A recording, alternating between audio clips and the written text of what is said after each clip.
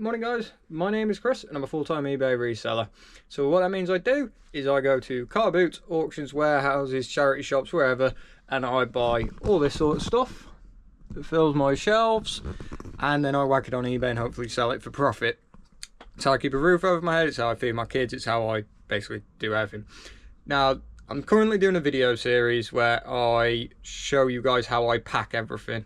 Now, part of the reason I do that is I've been asked in person and I've been asked in the comments how I pack some of my items. Now, I've been predominantly asked on large, bulkier, bigger items, but something I sort of decided to do was, you know what, when I first started, there wasn't much out there in the way that I could find about how to pack whatever item. So I'm just literally showing you guys when I sell something, how I pack it, how I ship it, and then you guys can make your own mind up about whether you want to do it that way or whether you want to change it or whatever you guys want to do.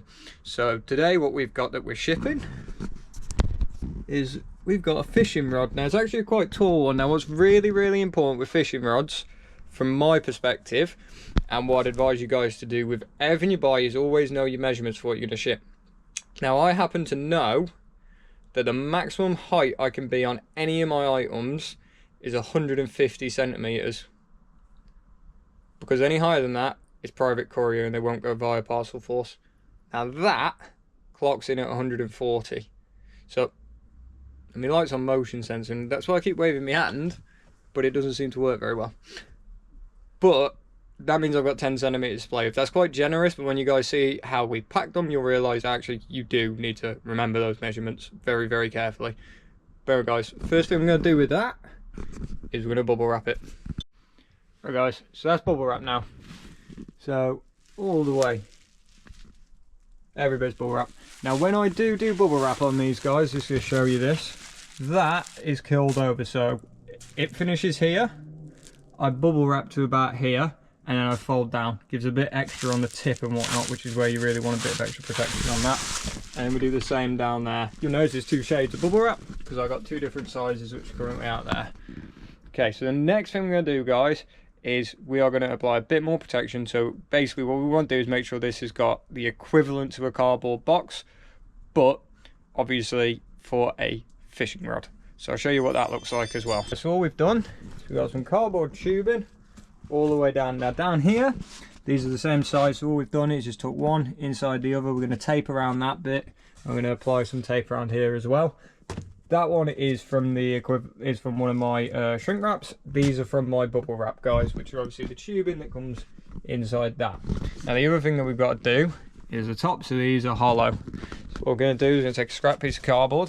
Always have some scrap cardboard, guys. If you do odd shapes, always have a piece of cardboard dedicated to scrap. What we're going to do, pile it on there, cut around it, tape it down, top and bottom. That way that's all sealed off. Show you what that looks like as well.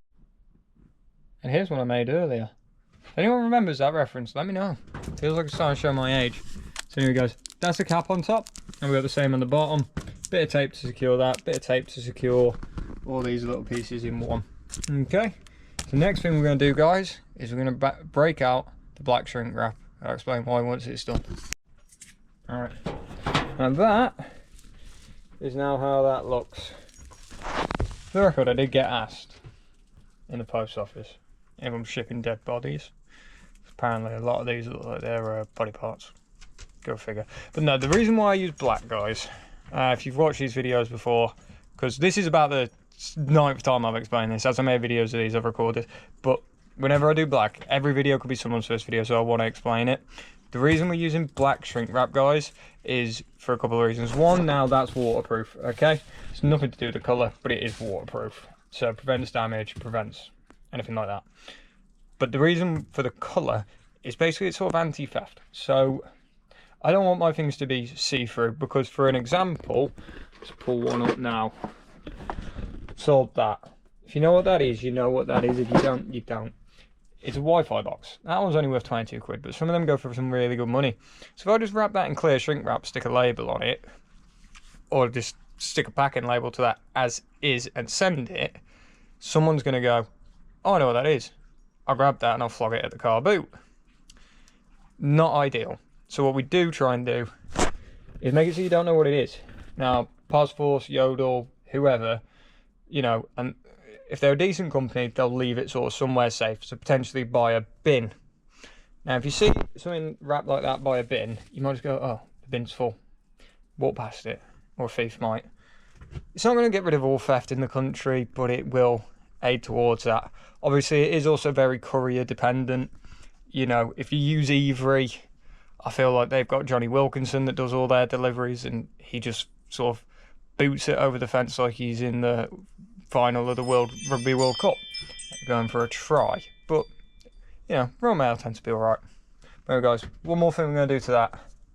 Fragile tape. So this is the finished product.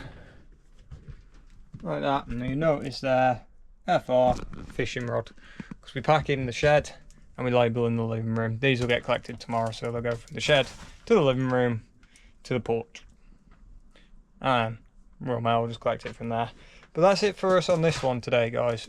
If you learned something, drop me a like on the video. If you want to see more, guys, subscribe, and hopefully I'll see you on the next one.